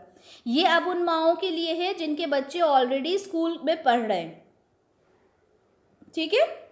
अब हमारा बच्चा स्कूल में पढ़ता है, हमने अपने बच्चे को कॉन्वेंट में डाला है ताकि बच्चा हमारा अच्छी से अच्छी एजुकेशन उसको दी जाए। तो एजुकेशन से हमारा मकसद क्या होता है, दुनियावी तालीम, ठीक है, बिल्कुल बहुत अच्छी बात है, दुनियावी तालीम हमें बच्चों को देना है, हमें अपने बच्चों को पीछे तो नहीं रखना ना, हमने अपने बच्चों को आगे लेकर जाना है। लेकिन क्या वो दुनियावी तालीम हमारे बच्चे को आखिरत में आगे लेके जा रही है, या आखिरत में जहाँ पे सारे लोग खड़े होंगे वहाँ पे पीछे लेकर जा रही है। क्या हम सिर्फ दुनिया दुनिया दुनिया सोच रहे हैं, या हम आखिरत का भी सोच रहे हैं। हमने दुनिया को तो तरजीह दे दी, हमने दुनिया को तो इम्पोर्टेंस दे दी, बट व्हाट अबाउट आखिरा, आखिरत के लिए हमने क्या किया। क्या हमने उसकी तैयारी इतनी करवाई कि बेटा जब तुम अल्लाह के हुजूर पेश होगे आखिरत में, और जब तुम्हारा रिज़ल्ट, तुम्हारा रिपोर्ट कार्ड तुम्हारे हाथ में होगा, तब क्या तुम खुशी से उछलोगे और कहोगे कि मैं पास हो गया। दुनिया के रिज़ल्ट पे हम कितना हाय वाबेला करते हैं, कितना परेशान होते हैं, कितना हमारे बच्चे के अगर आजकल तो 80% भी आ गए तो हमारे लिए वो बहुत ही कम होते हैं, हम कहते हैं अरे 80% आए, है ना, हमारे लिए 80% भी कम होते हैं। लेकिन आखिरत में तो अगर आप पास भी हो गए तो आपके लिए बहुत है, मतलब जन्नत के जो जितने मकाम है उसमें आखिरी मकाम में भी इंसान चला गया तो समझें उसके लिए तो वारे न्यारे हो गए, ठीक है। मतलब फर्स्ट आना, जन्नतुल फिरदौस में जाना, जिसमें साबिकून अल अव्वलून होंगे, जिसमें सिद्दीकीन होंगे, जिसमें शुहदा होंगे, वहाँ पहुँचना तो बहुत ही बड़ी बात है। अल्लाह ताला हम सबको वहाँ पहुँचाए, आमीन या रब्बुल आलमीन। लेकिन अगर कोई इंसान जन्नत के आखिरी दर्जे पे भी पहुँच जाता है तो वो सांस लेता है सुकून की, कि चले भाई जहन्नुम से तो हम बच गए। तो क्या हमने अपने बच्चे को वो एजुकेशन दी है जो उसके लिए ज़रूरी है। क्या हमारे बच्चे ये जानते हैं कि रसूलुल्लाह सल्लल्लाहु अलैहि वसल्लम की सीरत क्या है। अरे हमें तो खुद ही नहीं पता, हम तो खुद ही नहीं जानते कि आप सल्लल्लाहु अलैहि वसल्लम की कितनी औलादें, कितनी बीवियां थीं, तो हम अपने बच्चे को क्या सिखाएंगे। क्या हमने अपने बच्चे को बताया कि सुन्नतें क्या होती हैं, बेटा सुबह उठने की सुन्नत क्या है, रात को सोने की सुन्नत क्या है, दूध पीने के बाद क्या दुआ करना चाहिए, सवारी में जब बैठो, गाड़ी में बैठो तो क्या दुआ करना चाहिए, मस्जिद जाओ तो कौन सी दुआ पढ़ो, पानी पियो तो कौन सी उसकी सुन्नतें हैं, सो तो कौन सी सुन्नतें हैं। रसूलुल्लाह सल्लल्लाहु अलैहि वसल्लम ने तो हर एक चीज़ की सुन्नत बता दी। यहाँ तक कि जब आप अपनी लाइफ शुरू करते हो, जैसे मैंने सबसे पहले कहा, तो जो मसनून दुआओं के साथ अपनी लाइफ को शुरू करना है, मैरिटल लाइफ को। आप अपने हस्बैंड को बोलो कि भाई ये दुआ है, ये पढ़ के हमने अपना रिलेशनशिप को शुरू करना है। पता ही नहीं है, ना लड़कियों को पता ना लड़कों को पता। क्यों नहीं पता? फिर वहीं पर आ जाऊंगी मैं, क्योंकि उनकी तरबियत नहीं हुई। माँ सारी चीज़ें सिखाएगी, बेटा सास को ऐसे बात करना, सुबह उठोगी तो ससुर को सलाम करना है, नंद को बहन की तरह प्यार से समझना है, लेकिन सुन्नत तरीका एक भी नहीं समझाती माँ, सुन्नत एक भी नहीं बताती माँ। माँ ये तक नहीं बताती कि बेटा सुबह, अब इस तरह की बातें छोटी बच्चियां भी होंगी, लेकिन माँ तो ये भी नहीं बताती कि बेटा सुबह फजर की नमाज तुम्हारी नहीं कज़ा होना चाहिए। ना सास इस बात पे फोकस्ड होती कि अपने बच्चे को कैसे मतलब ये तरबियत दे दे कि बेटा फजर की नमाज आपने पढ़ना है जब शादी होती है। तो ये बहुत इस तरह की बातें जो बच्चियां जिनकी शादी नहीं हुई। और देखें ये जो चीज़ें हम बताते हैं ना, क्योंकि यहाँ पे माशाल्लाह सारी बहनें हैं, तो हमें इस चीज़ की शर्म नहीं करना चाहिए इन सब चीज़ों को डिस्कस करते हुए कि ये चीज़ें ज़रूरी हैं। हम शर्मो हया में रह जाते हैं पीछे, लेकिन क्या रसूलुल्लाह सल्लल्लाहु अलैहि वसल्लम ने शर्म की? अगर वो शर्म करते तो क्या हमें ये अहादीस मिलती जो हमें मिली हैं? हम सारी चीज़ें तो करते हैं, लेकिन जहाँ पर ये सारी बातें आती हैं इस्लाम से रिलेटेड, वहाँ हम शर्म करने लगते हैं, हमें शर्म हया आने लगती है, हम डिस्कस भी नहीं करते, माएँ तो बिल्कुल भी नहीं करती। ठीक है, तो आप लोगों को ज़रूरी है कि जिनकी बच्चियों की शादियां होने वाली हैं वो अपनी बच्चियों को समझाएं, जिन बच्चियों की खुद अभी शादी होने वाली है वो खुद इस चीज़ को समझें। ठीक है, जिनकी बच्चियां अभी छोटी हैं वो नोट डाउन करके रखें कि मुझे अपनी बच्ची को क्या क्या सिखाना है। हम बात कर रहे थे एजुकेशन की, तो एजुकेशन अगर आपका बच्चा किसी कॉन्वेंट में पढ़ रहा है तो अब तो आपको बहुत ज़रूरी है कि आप बच्चे का अक़ीदा घर में दुरुस्त करवाएं। आप अपने बच्चे को ये तालीम घर में दें कि बेटा जी आप वहाँ पर ये पढ़ोगे कि ईसा अलैहिस्सलाम जो है वो अल्लाह के बेटे हैं, सन ऑफ गॉड है, ये बात बिल्कुल सही नहीं है। बच्चे जो सुबह के टाइम प्रेयर करते हैं उनको बोलो कि बेटा वो जो प्रेयर्स वहाँ पढ़ी जा रही हैं उसमें शिरकिया कलिमात हैं, हो सके तो वहाँ पे चुपचाप खड़े रहो, कुछ ना बोलो। ठीक है, मैं तो कहती हूँ कोशिश ये करें कि कॉन्वेंट में अपनी औलाद को डालें ही ना। इंग्लिश मीडियम स्कूल्स तो बहुत होते हैं, ज़रूरी तो नहीं है कि सिर्फ कॉन्वेंट में या मिशनरी में हम अगर अपने बच्चे को डालेंगे तभी वो तरबियत, तभी वो तालीम अच्छी हासिल करेगा। मैं खुद हूँ, मैं कॉन्वेंट से नहीं पढ़ी, ठीक है, मेरा स्कूल बहुत अच्छा था। ठीक है, मैं मतलब जिस शहर की हूँ वहाँ का एक बहुत अच्छा, बहुत मतलब अच्छे स्कूल्स में शुमार होता था, मगर वो कॉन्वेंट नहीं था। और मुझे बहुत अफसोस था इस बात का कि मुझे कॉन्वेंट में पढ़ने को नहीं मिला, मुझे कॉन्वेंट की एजुकेशन मुझे नहीं मिली। ठीक है, तो आज लेकिन अल्हम्दुलिल्लाह अल्हम्दुलिल्लाह मुझे इस बात की खुशी है कि मैं किसी वहाँ पे चर्च के सामने खड़े होकर हाथ जोड़ के तो मुझे खड़ा नहीं होना पड़ा था ना। तो होता है कॉन्वेंट में, मिशनरीज़ में यही सब होता है। तो अपने बच्चे को कोशिश करें कि दुनियावी तालीम दें, अच्छी से अच्छी दें, लेकिन जहाँ अक़ीदे पर बात आ जाए वहाँ पर आप लोग ज़रा सोचें, फिर आगे चलकर ये ना कहें कि मेरे बच्चे का अक़ीदा कहाँ कमज़ोर हो गया। कमज़ोर तो हम खुद ही करते हैं। ठीक है, अब जैसे स्टेट बोर्ड्स होते हैं, ठीक है, CBSEs होते हैं जो मिशनरीज़ नहीं होते, कई स्कूल्स हैं मिशनरीज़ नहीं होते। ठीक है, बोर्ड स्कूल्स होते हैं, मिशनरीज़ नहीं होते। आप देखें, ठीक है, मैं ये नहीं कह रही कि अपने बच्चे को तरबियत ना दें, एजुकेशन ना दें, अच्छी से अच्छी एजुकेशन दें, बहुत अच्छी दुनियावी तालीम दिलाएं। दुनिया इंसानों के लिए ही तो बनाई गई है ना, इंसानों के लिए बनी है, लेकिन इंसान को दुनिया के लिए नहीं बनाया, इंसान को आखिरत के लिए बनाया है। आप दुनिया का इस्तेमाल करें, बिल्कुल करें, एजुकेशन भी दें, लेकिन अपने बच्चे को इतना मजबूत बना दें कि वो किसी चीज़ पर भी डगमगाए ना। चलें 8th स्टेप की बात करते हैं। मैंने सोचा था कि जल्दी ख़त्म करूंगी, लेकिन बहुत लेंदी टॉपिक हो गया। 8th स्टेप की बात करते हैं। 8वीं स्टेप क्या है कि आपके बच्चे के जो दोस्त हैं उसका चुनाव वो बहुत ही समझदारी के साथ करें। बच्चे छोटे होते हैं, नहीं समझते, आपने देखना है कि उनके बच्चे के जिसके साथ वो दोस्ती कर रहे हैं वो कैसे हैं, उन बच्चों का अक़ीदा क्या है। ठीक है, वो बच्चे किस तरह की बातें करते हैं। आप अपने बच्चों से पूछें कि आपके फ्रेंड्स के साथ आपकी क्या बात हुई। ठीक है, आपके फ्रेंड्स ने क्या, मतलब नॉर्मली अपने बच्चों से डिस्कशन करते रहें स्कूल लाइफ के बारे में।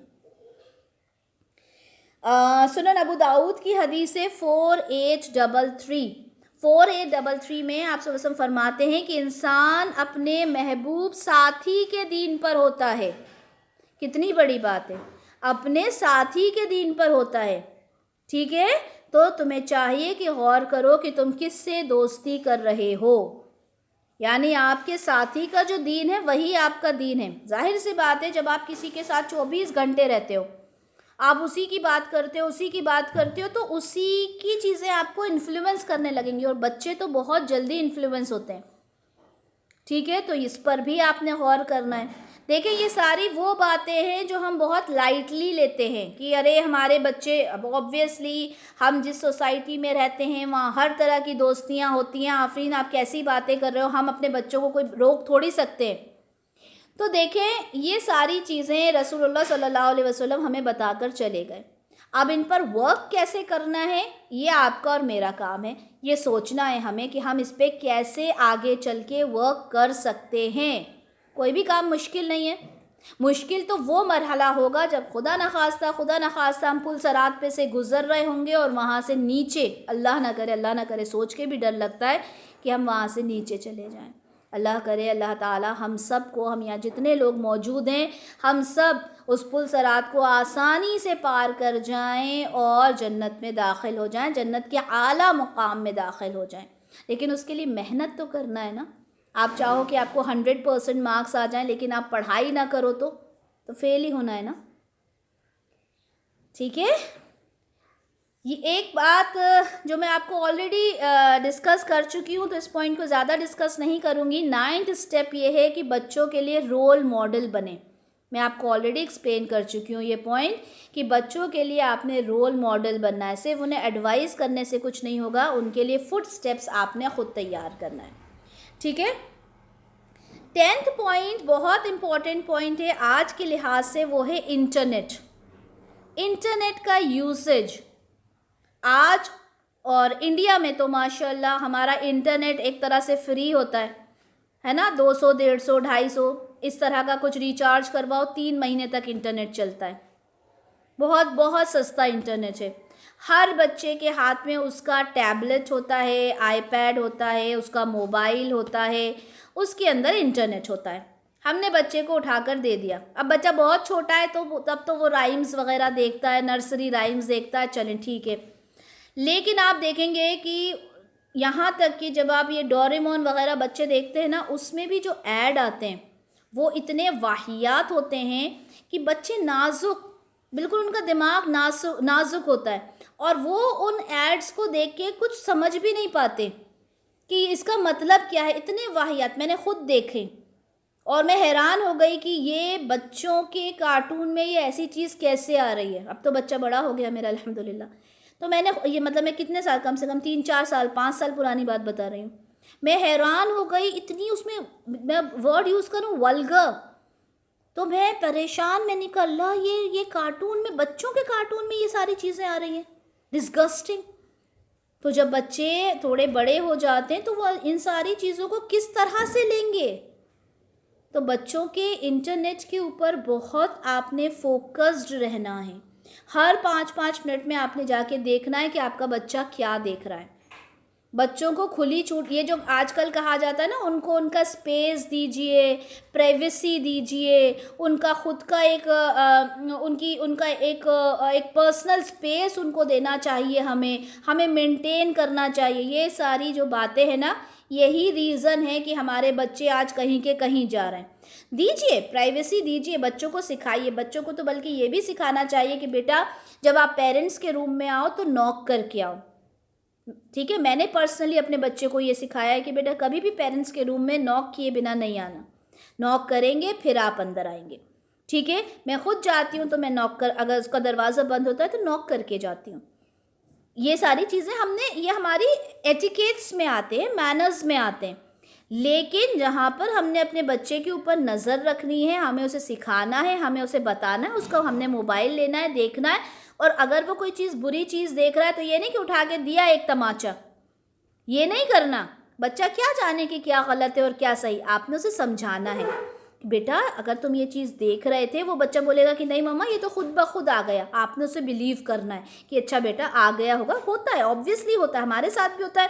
हम तो देखें पूरे टाइम हमारे यूट्यूब के ऊपर लेक्चर्स ही लगे रहते हैं ना, क्योंकि कुछ और देखते ही नहीं है, लेक्चर्स प्रिपेयर करना होते हैं। उसके बावजूद कई चीज़ें ऐसी आ जाती हैं, अल्लाह अकबर, कि जिन्हें देखकर बस दिल होता है कि मोबाइल उठा के फेंक दो।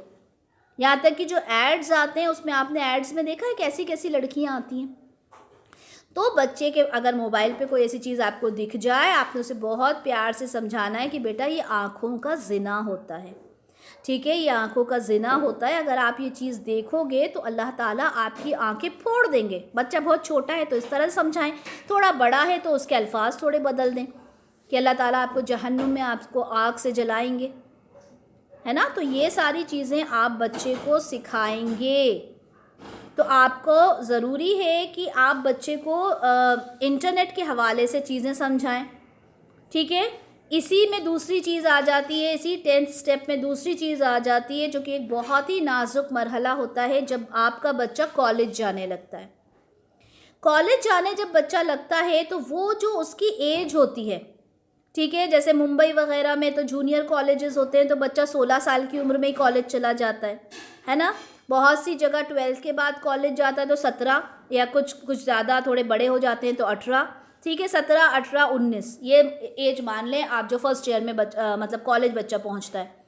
ये उम्र बहुत ही नाजुक होती है बिगड़ने के लिए, ठीक है। इस पर आपने अपने बच्चे के ऊपर गौर करना है।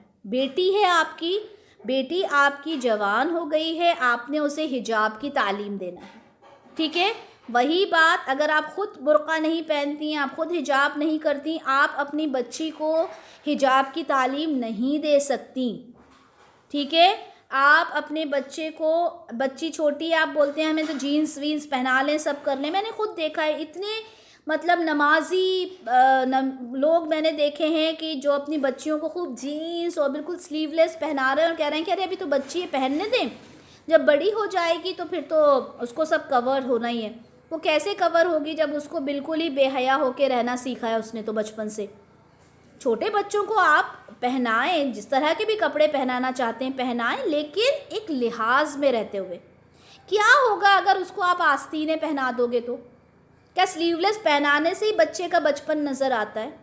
मैं बहुत छोटे बच्चों की बात नहीं कर रही हूँ, मैं 7, 8, 9 साल की लड़कियों की बात कर रही हूँ, ठीक है, छोटे बच्चों की बात नहीं कर रही यहाँ पे। 7, 8, 9 साल की जो लड़कियाँ होती हैं उनकी बात कर रही हूँ, और कई तो 9 साल की बच्चियाँ काफ़ी बड़ी लगने लगती हैं। अब उनको आप स्लीवलेस पहना रहे हो, छोटी छोटी सी टी शर्ट्स पहना रहे हो, टाइट जीन्स पहना रहे हो, और वही जब 18-19 साल की हो जाती हैं तो आप कहते हो कि अरे अब तुम ऐसे बाहर नहीं निकल सकती, तुम हिजाब करो। पहली बात तो बचपन से आपने उसको सिखाया नहीं, दूसरी बात आपने खुद ने हिजाब नहीं किया, ठीक है। अब कॉलेज में जाके अगर वो लड़की कोई गलत काम कर लेती है तो उसके ज़िम्मेदार वो लड़की कभी भी नहीं होगी, उसकी ज़िम्मेदार आप खुद होंगी, क्योंकि आपने अपनी बच्ची को बचपन से वो चीज़ें सिखाई ही नहीं। आपको लगता है कि मैं तो बहुत ही ज़्यादा बैकवर्ड हो जाऊंगी अगर मैं बुर्का पहनूंगी। मैं बुर्का नहीं पहनती थी, ठीक है, मैं जीन्स पहनती थी और बाल वाल खोलना एंड ऑल दैट मुझे बहुत पसंद था, मुझे ये लाइफ बहुत पसंद थी, मुझे बुर्का बिल्कुल पसंद नहीं था। लेकिन अल्हम्दुलिल्लाह जब मैं इन चीज़ों में आई और मैंने देखा कि मतलब अपने आप को कवर्ड रखना कितना ज़रूरी है, तो मैंने बुर्का पहना। और मैं जिस सोसाइटी में रहती हूँ वहाँ पे तो बस dance, music, late night parties, ये सब होता है।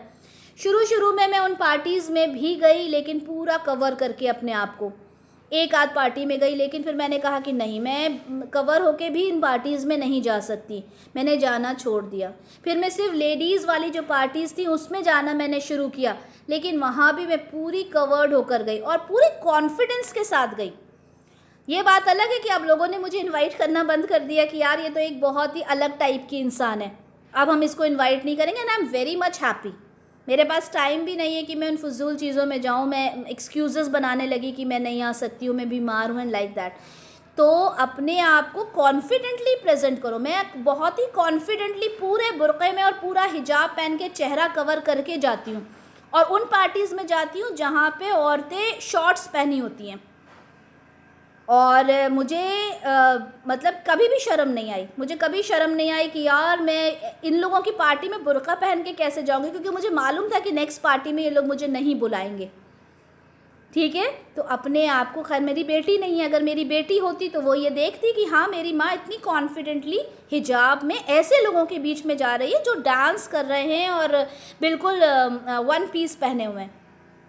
ठीक है, मुझे जाना पड़ा था, कुछ रीज़न्स होते हैं कि आप मना नहीं कर पाते। एक आध जब बार गई, बिल्कुल अलग कोने में बैठी रही, आधा घंटे के लिए अपनी प्रेजेंस शो की और आ गई, फिर तो जाना भी बंद कर दिया बहुत टाइम से, अल्हम्दुलिल्लाह। तो अपनी औलाद को ये सारी चीज़ें आपने बताना है, करके दिखाना है। फिर आप ये ना कहना कि मेरी औलाद तो बिगड़ गई, मेरी बच्ची बिगड़ कैसे गई, आपने बिगाड़ा है, आप जिम्मेदार हैं उसको बिगाड़ने के लिए। आपने उसको हर तरह की फ्रीडम दी, हर तरह के कपड़े पहनने की इजाज़त दी, कुरान आपने पढ़ाया नहीं, नमाज आपने पढ़ाई नहीं, आपने उसको दीन सिखाया नहीं, आपने उसको तरबियत दी नहीं। सिर्फ़ एक वो खाला जान लगा लेने से बच्चा सब कुछ नहीं सीख जाता। और खाला जान भी कौन सी लगाते हैं, जो कम पैसे लेंगी। एजुकेशन, हम हाईएस्ट एजुकेशन देते हैं, लाखों से फ़ीस जमा करते हैं, लेकिन जहाँ पे वो खाला जान की बात आती है वहाँ वो 200 रुपये ले लीजिएगा। खाला जान आप हफ्ते में 3 दिन ही तो आती हैं। अच्छा, वो 150 वाली मिल गई थी तो हमने 150 वाली लगा ली। ये बहुत कॉमन बातें बता रही हूँ मैं आप लोगों को, लेकिन ये सारी चीज़ें होती हैं। ठीक है, अब बच्चा चले बड़ा हो गया, सब हो गया। अब वहाँ पे वापस वही बात आई निकाह की, जहाँ से हमने अपना लेक्चर शुरू किया था, निकाह से। अब जब वापस निकाह पे बात आ गई तो सबसे पहले निकाह की उम्र पे बात करते हैं। जब निकाह की उम्र आपको लगे कि बच्चे की हो गई, आपने उसकी शादी करना है ताकि वो गलत चीज़ों में ना फंसे। हम अब करते क्या हैं कि अभी हम बच्चे को और बड़ा होने दें, लड़का है तो और पैरों पे खड़ा हो जाए, ना जाने कितना पैरों पे खड़ा होगा वो। लड़की है तो ना जाने कितनी एजुकेशन हासिल करे, एजुकेशन लें। मैं अपने पर्सनल एक्सपीरियंसेस आपको बार बार इसलिए बता रही हूँ कि जो चीज़ें मेरे साथ हुई वो मैं बता रही हूँ। मैंने अपनी मोस्टली एजुकेशन मैंने अपनी शादी के बाद की। ठीक है, मैंने डबल मास्टर्स किया, शादी के बाद किया, मैंने बीएड किया, शादी के बाद किया, मैंने सारी एजुकेशन अपनी शादी के बाद की। एजुकेशन में तो कोई बुराई नहीं है ना, आप एजुकेशन लें, लेकिन शादी का जो एक वक्त होता है, उस वक्त के अंदर अगर आपने शादी नहीं की तो क्या होता है फिर, क्योंकि जो ख्वाहिशात होती हैं ना, जिस्मानी ख्वाहिशात होती हैं, वो एक वक्त के साथ होना शुरू हो जाती हैं, क्योंकि अल्लाह ताला ने तो रखी है। जब अल्लाह ताला ने वो ख्वाहिशात रखी हैं तो वो एक वक्त पे होना शुरू हो जाएंगी, और उसके लिए फिर बच्चे गलत तरीक़ा अपनाते हैं। तो जब वो ख्वाहिशात आपके बच्चे की शुरू हो जाए तो शादी क्यों ना कर दो। क्यों पहले इतनी कम उम्र में शादियां कर दी जाती थी, क्योंकि वो जानते थे कि हमारा बच्चा बिगड़ जाएगा। अब मैं ये नहीं कहती कि 14 साल की उम्र में शादी कर दो, 15 साल की उम्र में शादी कर दो, नहीं, लेकिन 30 साल की उम्र में और 28 साल की लड़की हो गई और 35 साल का लड़का हो गया, वो भी तो गलत है ना, वो भी तो गलत है। आप अपने हिसाब से देखिए कि आपको अपने बच्चे की शादी कब करना है। मैं कुछ नहीं कहती कि किस उम्र में करें, लेकिन बच्चे को 30-35 साल का बुढ़ा भी ना करें भाई, क्योंकि उसकी ख्वाहिशात तो डेवलप होना शुरू हो जाएंगी। ये अल्लाह ताला ने, अब आप उसमें कहने लगो कि ये तो बेशरम हो गया, तो ये भी तो गलत है ना, क्योंकि अल्लाह ताला ने बताई हैं। ये जो डिज़ायर्स हैं, एक जिस्म की जो डिज़ायर्स हैं, वो तो अल्लाह ने बताई हैं। अब हम इस पर भी शर्म करें, अरे भाई आफरीन ने तो आज कैसी कैसी बातें की हैं। है भाई, ये चीज़ें हैं, हमारे अंदर अल्लाह ने ये कंपोनेंट्स डाले हैं, इसमें मैं क्या कर सकती हूँ। तो हमने इन चीज़ों पे गौर व फिक्र करना है। ठीक है, बच्चों के साथ इंसाफ करना है। ठीक है, बच्चों में कभी भी आपने वो नहीं करना कि ये बेटा है तो इसको ज़्यादा देना, बेटी है तो इसको कम इम्पोर्टेंस देना। ठीक है, ये चीज़ भी रसूलुल्लाह सल्लल्लाहु अलैहि वसल्लम ने मना की है। आप सुनन तिरमिज़ी की हदीस 1367 पढ़ लीजिएगा। ठीक है, इसको मैं डिस्कस नहीं कर रही, लेकिन उसमें है कि बच्चों को इंसाफ करना है, यानी अगर एक बच्चे को आप कुछ दे रहे हैं तो दूसरे बच्चे को भी आपको देना है। अगर आपके 3 बेटे हैं, आप बड़े बेटे से बहुत मोहब्बत करते हो, दूसरे बेटे को आप कुछ नहीं दे रहे, तो वो भी सुन्नत के ख़िलाफ़ है। ठीक है, सुनन तिरमिज़ी की हदीस 1367 देखिएगा। उसके बाद ये है कि आप अपने बच्चों को हमेशा अच्छे नामों से पुकारें। ठीक है। मतलब अच्छे तरीक़े से प्यार से उनको आवाज़ दिया करें, प्यार से बुलाएं। अगर आप उनको बदतमीज़ी से बात करेंगे, ठीक है, जैसे बहुत सारी माएँ होती हैं, इधर आ, सुनता नहीं है, कहते हैं ना, तो ये चीज़ ना करें, क्योंकि जो बच्चा बचपन से सिर्फ इसी तरह की ज़बान सुनता आएगा तो वो आगे चलकर वैसी ही ज़बान बोलेगा। आप अपने बच्चे को प्यार से बुलाइए कि बेटा इधर आइए, एक बात सुनिए। अगर आप गुस्सा भी हैं, बच्चे ने कोई बहुत गलत काम भी किया है, तो आप उसको प्यार से समझाएं। और बच्चे को कभी भी मुंह पे नहीं मारना, किसी को भी मुंह पे नहीं मारना। हम क्या करते हैं, हमें गुस्सा था, मैं भी, अल्लाह मुझे माफ़ करे, मैंने भी बहुत किया है, जबकि मेरा बेटा माशाल्लाह बहुत प्यारा है, लेकिन फिर भी कभी कुछ गुस्सा आया, दिया एक तमाचा, अल्लाह मुझे माफ़ करे। कभी भी अपनी औलाद को चेहरे पे ना मारें। सही मुस्लिम की हदीस है 6654, कभी भी किसी भी मुसलमान को, किसी भी, मतलब आपकी किसी से लड़ाई हो, कुछ भी हो, चेहरे पे आपने नहीं मारना चाहिए, ठीक है। सही मुस्लिम 6654 ये चीज़। और कोई भी चीज़ बच्चे को जब आप बताएं तो बहुत प्यार से बताएं, ठीक है। यानी बेटा आपने ये काम करना है, आपने ये काम नहीं करना। इसी तरह से सुनन इब्न माजा की हदीस है 3267, तो हज़रत उमर बिन अबू सलमा रज़ियल्लाहु ताला अन्हुमा से रिवायत है कि वो आप सल्लल्लाहु अलैहि वसल्लम की किफ़ालत में परवरिश पाते थे, ठीक है, एक बच्चे थे। तो उन्होंने कहा कि वो एक दिन खाना खा रहे थे आप सल्लल्लाहु अलैहि वसल्लम के साथ, तो उनका जो हाथ था वो प्लेट में इधर उधर घूम रहा था, ठीक है। ये सुनन, ये इब्न माजा की हदीस है 3267। तो वो हर कहीं से उठा उठा के खा रहे थे, तो आप सल्लल्लाहु अलैहि वसल्लम ने देखे, उन्हें कितने प्यार से समझाया कि बच्चे अल्लाह का नाम लो, यानी बिस्मिल्लाह पढ़ो, दाएं हाथ से खाओ और अपने करीब से खाओ। ये नहीं कहा कि ये तुम कैसे खा रहे हो, तुम्हें खाने का तरीक़ा भी नहीं आता, जो कि हम करते हैं। जी नहीं, हमने सिखाना है अपने बच्चे को। अगर बच्चे ने चॉकलेट्स खाई, रैपर्स नीचे फेंक दिया, हमने उठाया, एक थप्पड़ लगाया नहीं भाई, हमने अपने बच्चे को प्यार से समझाना है कि बेटा देखो वो डस्टबिन है, आपने चॉकलेट्स उठा के वहाँ पे रैपर्स को डालना है। दूसरी बार उसने ऐसा किया, आपने कहा, आप उसको थोड़ा सा सख्त होकर बोलो, बेटा मैंने आपको लास्ट टाइम भी समझाया था ना कि आपने ऐसा नहीं करना, तो बच्चा हमेशा नहीं करेगा। आप ये बात जहन में रखें, बच्चा हमेशा नहीं करेगा। लेकिन हाँ, अगर आपकी आदत है कि आप रैपर ज़मीन में फेंकती हो तो बच्चा वही करेगा। आपके वालिद की आपके हस्बैंड की आदत है कि वो उठा के हर चीज़ ज़मीन पे फेंकते हैं, बच्चा ज़रूर फेंकेगा, फिर बच्चे को आप ब्लेम नहीं कर सकते। इसी तरह से कई चीज़ें हैं जो सुन्नत तरीक़े हैं, हमें मालूम होना चाहिए। जैसे 7 साल की उम्र में नमाज़ पढ़ाना है, 10 साल की उम्र हो जाए, वैसे तो बालिग़ हो जाए तो रोज़ा रखवाना है, लेकिन 10 साल की उम्र में बच्चा समझदार हो जाता है तो रोज़ा रखवाएं। रोज़े की उम्र नहीं है, रोज़े में बालिग़ होने का है कि बच्चा जब बालिग़ हो जाए तो उसको रोज़ा रखवाएं, ठीक है। बच्चों के बिस्तर अलग कर दें, ठीक है। 572 में आपको ये हदीस मिलेगी कि बच्चों के जो बिस्तर हैं उनको जब तुम्हारे बच्चे 7 बरस के हो जाएं उन्हें नमाज़ पढ़वाएं, और जब वो 10 साल के हो जाएं तो उन्हें उस पर सज़ा दो और उनके बिस्तर अलग कर दो। 10 साल की उम्र में बच्चों के बिस्तर अलग कर देना चाहिए, मिशकात में है 572 में, ठीक है। और एक और हदीस है सुनन अबू दाऊद की 4991, जिसमें है कि अपने बच्चों को झूठ ना सिखाएं। देखिए होता क्या है कि बच्चों को झूठ कौन सिखाता है, माँ बाप सिखाते हैं। सबसे ज़्यादा झूठ सिखाते हैं माँ बाप। बेटा कोई आया है बाहर, बोल दो अब्बा घर पे नहीं है। अच्छा बेटा तुम जल्दी से घर आ जाओ तो तुम्हें हम चॉकलेट देंगे। अम्मा चॉकलेट, वो तो है ही नहीं बेटा, तुम्हें घर बुलाने के लिए कहा था, ठीक है। तो आप जब सुनन अबू दाऊद की हदीस 4991 देखेंगे तो उसमें है कि मतलब एक औरत ने अपने बच्चे को बुलाया खजूर के लिए, तो आप सल्लल्लाहु अलैहि वसल्लम ने कहा कि अगर तुम कुछ उसे ना देती तो एक झूठ तुम्हारे लिए लिख दिया जाता। माँ ने कहा कि मैं तुम्हें खजूर दूंगी, तो आप सल्लल्लाहु अलैहि वसल्लम ने कहा कि तुम वाकई में दोगे? उन्होंने कहा जी। तो उन्होंने कहा अगर तुम नहीं देती तो इसका मतलब तुम्हारे लिए एक झूठ लिखा जाता, और वो जब नहीं देती तो क्या होता, बच्चा उस झूठ को ही सीखता ना, जाहिर सी बात है। तो ये कुछ बातें थीं जो मैंने आपको बताई हैं।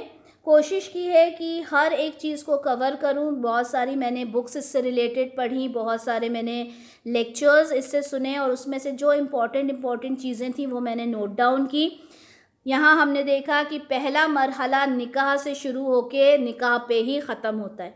ठीक है, यानी ख़ुद के निकाह से लेके अपनी औलाद के निकाह तक, ये मतलब हमारा जो चुनाव होगा हमारे लाइफ पार्टनर का, वहाँ से लेके हमारी औलाद के लाइफ पार्टनर तक हमने सारे आस्पेक्ट्स यहाँ पे कवर किए हैं।